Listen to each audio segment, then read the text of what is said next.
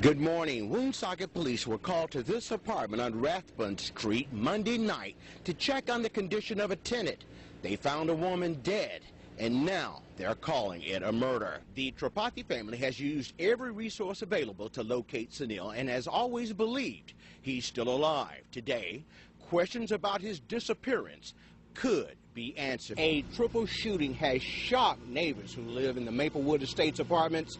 I talked to one of the relatives of the victims, and she's devastated. ABC 6 reporter John Guice is live in Boston this morning at one of the memorials in the city. John? Good morning. Hundreds of items have been placed on a makeshift memorial along the Marathon route.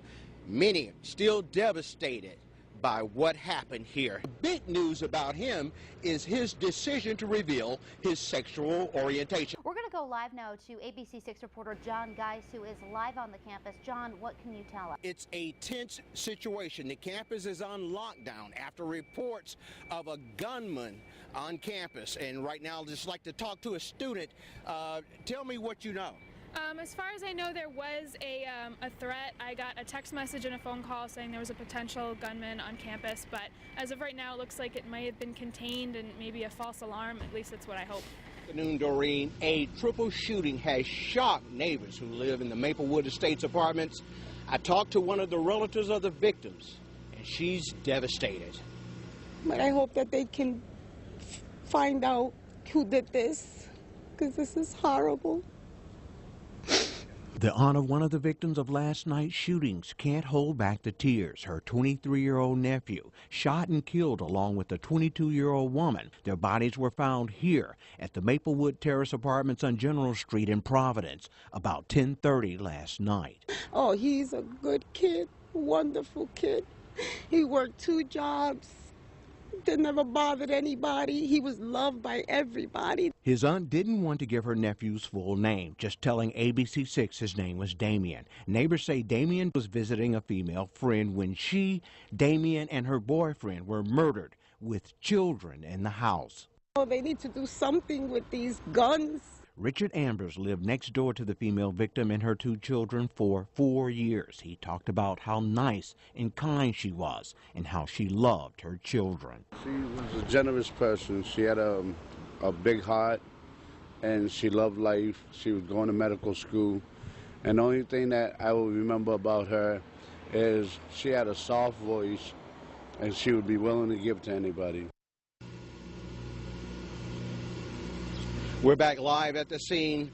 Friends and relatives of the victims have started a memorial, placing flowers and gifts at the victims' apartment steps. Now, we do have the names of the victims, and we just want to remind you of those again. It is Shamika Barrows, age 22, Damian Colon, age 22, and Michael Martin, age 23. The investigation is ongoing, and we will give you more details as they become available. We are live in Providence. John Guice, ABC 6 News. Thank you, John. The sign on the window says it all. It made me feel a little devastated. I'm used to coming here every morning with my wife, and unfortunately, we're not going to be able to do that. A Fall River landmark closes its doors. Al Max Diner is no longer open for business. The diner's been serving up pancakes, cheesecake, and home-style meals since 1910. I feel awful. I feel terrible. I've been here 23 and a half years. Roman Gauthier sadly looks at the last paychecks he must pass out to 33 employees. He realizes he's closing down a favorite restaurant in the community that has seen Ted Kennedy, Governor Deval Patrick, even native son Emeril Lagasse come through its doors. He says the iconic restaurant is another economic casualty. My business is like my family. It's like my extended family. It always has been. Closing the business is the reality of this economy. There have been many customers over the years to sit down right here and order food. I talked to one man who had been coming here for 45 years. It was a place where you could come and get a very reasonably priced meal, and you could probably come in and find a good crowd for supper 7 days a week, and it's pretty sad that it's happened.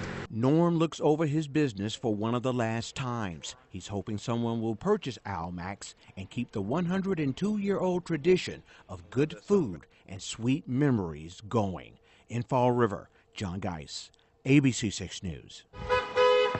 Thank you. Protesters out in front of the St. Francis Xavier Church in Acushnet, getting support from drivers passing by. They're disturbed by this sign that was posted by the church. It reads, "Two men are friends, not spouses." It was upsetting. I understand the Catholic Church's views. We all know what they believe in and what they don't believe in, but I don't feel that it was appropriate. As a married man of 5 years to another man, I'm outraged that we live in a state where marriage is as equal for anyone, and a church chooses to speak out on that issue. Kim Miska has lived in Acushnet all of her life. She can't understand why the church would put up a sign that she says is not only offensive to the gay community, but to her family and others. I think they were thinking about the citizens that live in this town and the surrounding towns and the reaction that it was going to have. The sign caused so much outrage that some people posted their own signs. Some of them we can't show you on television. Monsignor Gerard O'Connor says he doesn't mind stating the church's position on gay marriage. He did not expect this kind of response. Really, which is a statement about the church's position on same-sex marriage. And we didn't think it was anything offensive or provocative, but since then we've had a lot of response from not just the local community, but from people all over the country. The church changed the sign, saying they weren't bowing to any pressure. They've always changed it every 24 hours. The words may be gone, but the folks I talked to say that's not enough. They want an apology. In Acushnet, John Guice, ABC 6 News.